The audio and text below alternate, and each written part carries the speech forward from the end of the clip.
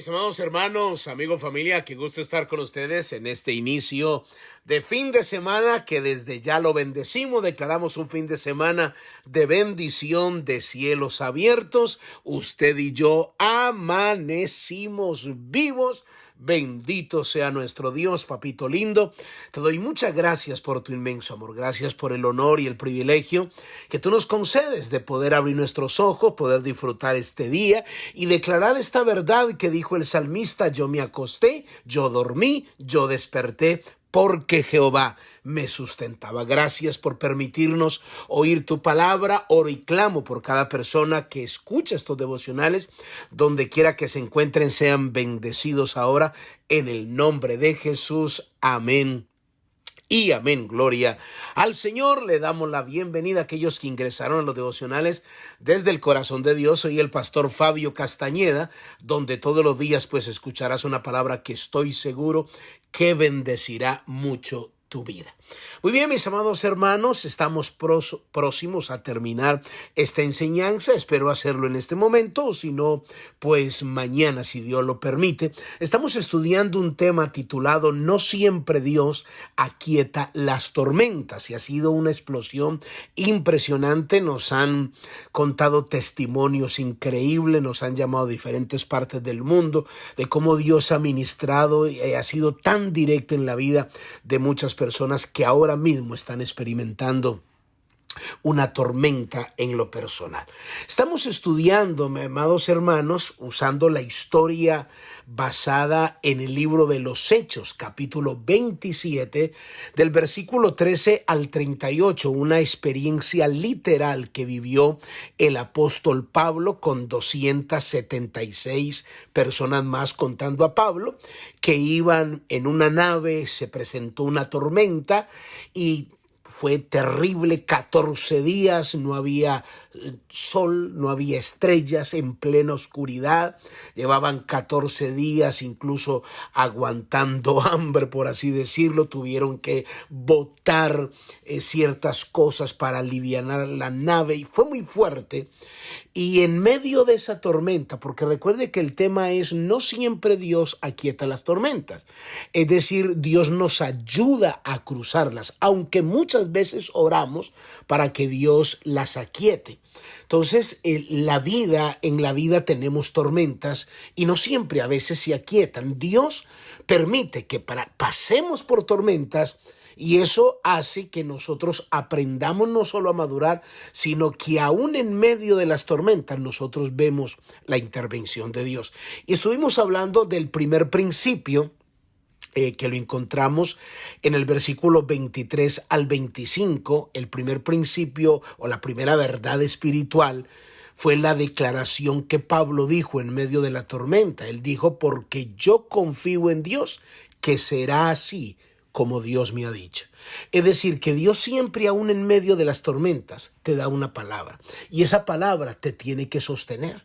Confiar en Dios en medio de las tormentas. Estuvimos 2 enseñanzas en cuanto a esto, y ayer terminamos leyendo un texto de 2 de Corintios capítulo 4, cuando el apóstol Pablo le explicaba a la iglesia y le decía: mire, nosotros en algunos momentos pasamos por tribulaciones, por momentos de angustia, por momentos de desespero, perseguidos, momentos difíciles, recibiendo muchos golpes.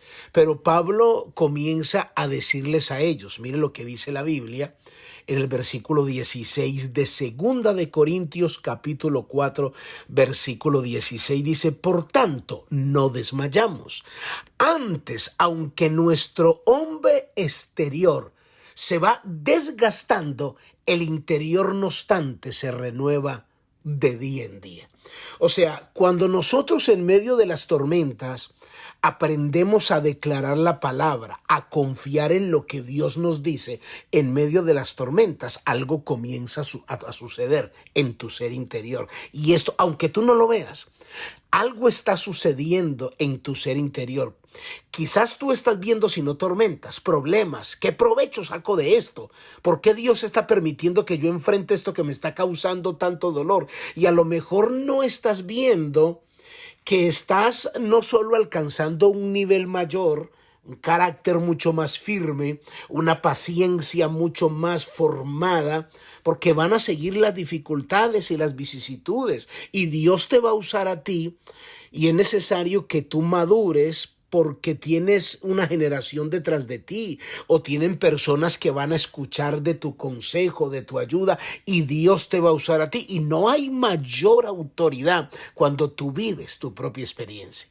Cuando tú experimentas tus propias tormentas, llega un momento que puedes hablar de dónde Dios te sacó y cómo pudiste cruzar por esas circunstancias. Por ejemplo, cuando alguien me dice a mí, que a veces he tenido consejerías, alguien me dice: Pastor Castañeda, yo sé que usted es un pastor, pero usted no me entiende, pastor. Mire, yo odio a esta persona, no soy capaz de perdonarle, pastor.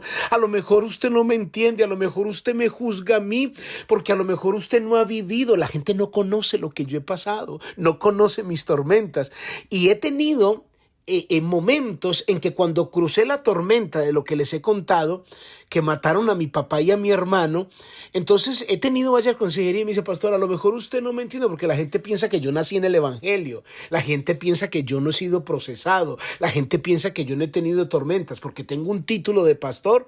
Entonces la gente piensa que no, o como estamos en el matrimonio, llevamos 36 años de casado, yo cuento los 2 de novio, son 38 años con mi esposa, 2 de novio y 36 de casado, y a veces la gente le dice: ay, pastor, es que usted no entiende porque es que usted está casada con un pastor, usted no entiende, pastora, lo duro que es vivir con un hombre, como si yo no fui transformado también, si yo también fui procesado, yo no fui el hombre que ahora soy, Dios me moldeó, pasé por muchas tormentas. Entonces, hablando de ese ejemplo, ahora volvamos al ejemplo que le estaba diciendo, cuando una persona una vez me contaba: pastor, es que usted no sabe, mira, yo odio a mi esposo, yo odio esto, un sinnúmero de cosas. A lo mejor usted no me entiende, perdóneme por ser tan franca o tan franco, pero es que usted no sabe lo que yo siento.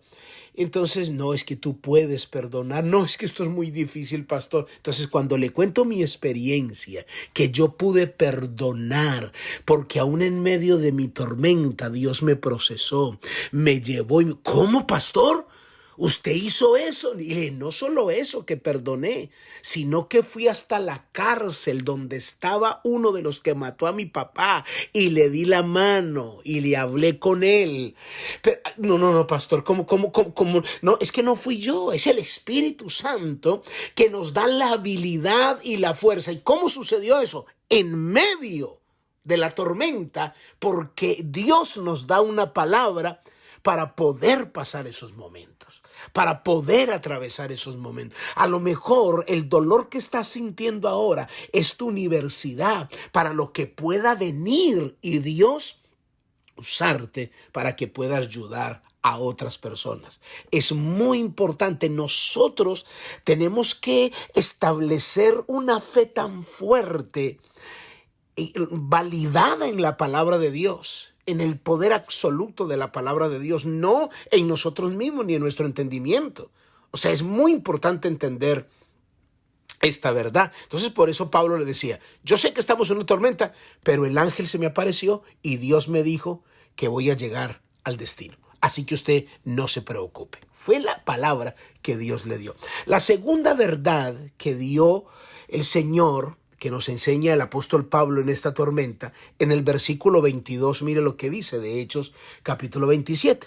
Pero ahora, dice Pablo, a las 276 personas ahora, dice: pero ahora os exhorto a tener buen ánimo, pues no habrá ninguna pérdida de vida entre vosotros, sino solamente de la nave. Escuche esto. ¿Cómo se le pide a una persona tener buen ánimo en medio de una tormenta? En medio de un viento que quiere partir la nave, que está acabando con tu vida. ¿Cómo me piden tener buen ánimo? Pues eso fue. ¿Por qué viene el buen ánimo? Por la palabra que Dios le dio al apóstol Pablo. O sea, ¿qué nos enseña esto? ¿Cómo está tu lenguaje en medio de la tormenta? ¿Cómo está tu lenguaje? ¿Qué hablas en medio de la tormenta? Muchas veces Las tormentas cambian nuestro lenguaje. Y no solo eso, cambian nuestro ánimo, obviamente hablando emocionalmente, cambia el lenguaje en la vida de muchos cristianos.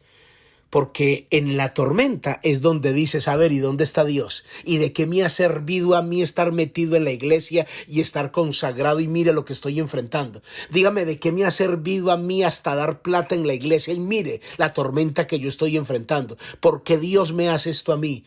¿Y qué hice yo de malo? Si he tratado de ser la persona lo mejor que he podido en mis propias fuerzas, tratando de hacerlo mejor, y mire cómo me pagan a mí, mire cómo lo que yo estoy viviendo, yo no estoy de acuerdo con eso. A mí me parece muy injusto lo que yo estoy viviendo. Y yo sí, perdóneme si soy franco y perdóneme si le hablo de esta manera, pero es que yo no entiendo, no entiendo por qué uno, siendo cristiano, que tiene tantas promesas, que tiene tantas cosas que Dios le ha dado, porque yo tengo que vivir esta situación. Entonces sí ve cómo cambia la tormenta el lenguaje. Oh, pero mientras no hay tormenta, está ahí en el culto, hablando, adorando y diciendo, ay, Dios es muy bueno. Ay, no. Es que no hay otro Dios como Él. Ay, qué hermoso es adorarle, qué hermoso es bendecirle, porque todo está bien, porque no falta nada, porque no hay tormentas. Pero ¿cómo cambia el lenguaje cuando estás en la tormenta? Allí comenzamos nosotros a decir cosas que no glorifican a Dios. Ahora, hay que entender que es que hay mucho poder con lo que nosotros decimos, y es extremadamente delicado. Mira lo que dice Marcos capítulo 11, versículo 23, dice, porque de cierto os digo que cualquiera que dijere a este monte, quítate, échate en el mar, y no dudar en su corazón, sino que creyere, será hecho lo que dice, lo que diga, le será hecho. Mire, en este solo versículo hay 4 veces que se repite, escuche, 3 veces se repite la palabra lo que dijere, lo que dice y lo que diga. Y comienza diciendo cualquiera. Mira el texto de lo que dice. De cierto os digo que cualquiera. O sea, lo que diga, lo que dice, lo que dijere, será hecho por el poder de las palabras. Entonces entender que muchas veces nosotros con lo que decimos, incluso muchas veces incrementamos nuestras propias tormentas. ¿Por qué? Porque cuando tú ofendes la divinidad de Dios, porque cuando tú le atribuyes a Dios despropósito, como cuando dudas de la bondad de Dios, cuando piensas que Dios te está como torturando, entonces eso no solo ata tu vida, sino que le estás dando derechos legales a Satanás para que comience a atormentar tu vida, porque lo que sale por tu boca te contamina a ti. Y Satanás usa esas palabras. Por ejemplo, en un momento de tormenta tú dices, no quiero saber nada de Dios, no quiero saber nada de Biblia, a mí déjeme en paz, no quiero. Todos me parecen falsos, mentirosos, hipócritas. Esas palabras las usa Satanás y te va a atormentar para que abandones la vida cristiana. Mañana continuamos. Padre, yo te doy gracias por tu amor en el nombre de Jesús. Amén y amén. Muy bien, mis amados hermanos, amigos, familia. Cuídense mucho. Bendiciones. Bye bye.